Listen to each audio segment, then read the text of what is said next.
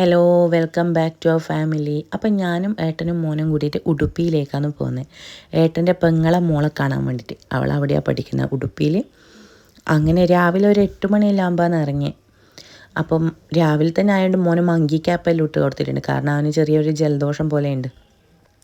അപ്പോൾ രാവിലെ തന്നെ എണീച്ച മൂഡ് ഓഫ് അവൻ്റെ മുഖത്ത് കാണുന്നുണ്ട്. അങ്ങനെ ഞാനും ഏട്ടനും കൂടിയിട്ട് അവനോട് എന്തെല്ലോ സംസാരിച്ച് മൂടെല്ലാം ഒന്ന് ശരിയാക്കി വരുമ്പോഴേക്ക് ഉടുപ്പിയിലെത്തി.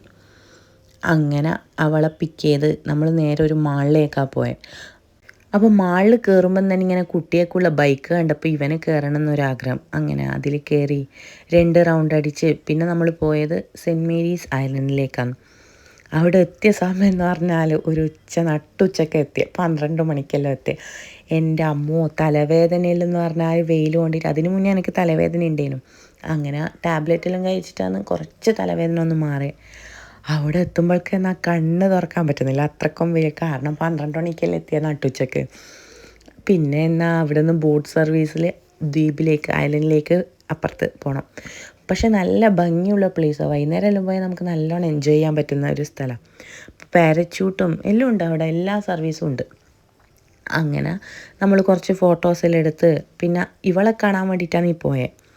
പിന്നെ എന്താണെന്ന് വെച്ചാൽ ഏട്ടനും മോനും കൂടിയിട്ട് ഒരേപോലത്തെ പോസെല്ലാം നിന്ന്, അതെനിക്ക് ഭയങ്കര ഇഷ്ടപ്പെട്ടൊരു ഫോട്ടോ. കാരണം രണ്ടാളും ഒരേപോലെ ഉണ്ടല്ലോ. പിന്നെ ഞാനും അവളും കൂടിയിട്ട് ഫോട്ടോ എല്ലാം എടുത്ത്, പിന്നെ ഇത് അവളെടുത്ത വീഡിയോ ആണ്. ഇവനെ ഡ്രസ്സ് ചേഞ്ച് ചെയ്യിപ്പിക്കാൻ നിൽക്കുമ്പം എനിക്കാണെങ്കിൽ കണ്ണ് തുറക്കാൻ പറ്റുന്നില്ല, അത്രക്കും വെയിലാണ്. പിന്നെ നാടിന്ന് ഇറങ്ങി അവളെ ഹോസ്റ്റലിൽ ഡ്രോപ്പും ചെയ്ത് നമ്മൾ തിരിച്ച് എൻ്റെ ഇളയമ്മേൻ്റെ വീട്ടിലേക്കാണ് പോയത്. അപ്പോൾ ഇത്രയേ ഉള്ളൂ വീഡിയോ. ബൈ.